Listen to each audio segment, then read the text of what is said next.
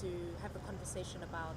It's a beautiful summer day in Amsterdam, and Jennifer Tosh is taking us on a tour to see symbols of Dutch colonial history in the city. This is a replica of an 18th century cargo ship. This was a cargo ship of goods, but the same type of ship could be converted to carrying people as the cargo. 700 people could be transported in a ship this size.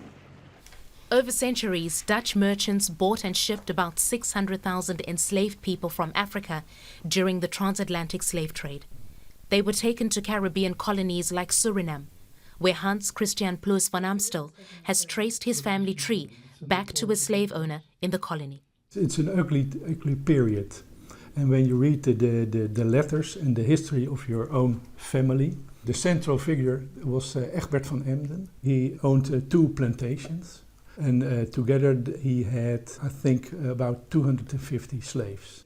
That was in the 19th century, but the story is part of an era that began in the 17th century when the Netherlands was a global power and likely the richest country in the world at the time. The Dutch have historically referred to this period as the Golden Age. Now the use of this term is being debated because its description doesn't address the violence and brutality enslaved people endured in Dutch colonies. There are different sorts. It's not a golden age we are looking back to. And it is a period with the best of times and the worst of times. Best of times for a few people and the worst of times for many people. Adding this context to Dutch history is also the objective of a new permanent exhibition in the Tropen Museum in Amsterdam. The exhibition is called Our Colonial Inheritance. We think that you cannot really understand current day society if you don't understand colonialism and how those structures worked. We believe that colonialism shaped the world that we live in today. And that's true for people here. Many of the residents in this working-class borough of Amsterdam have roots in former colonies.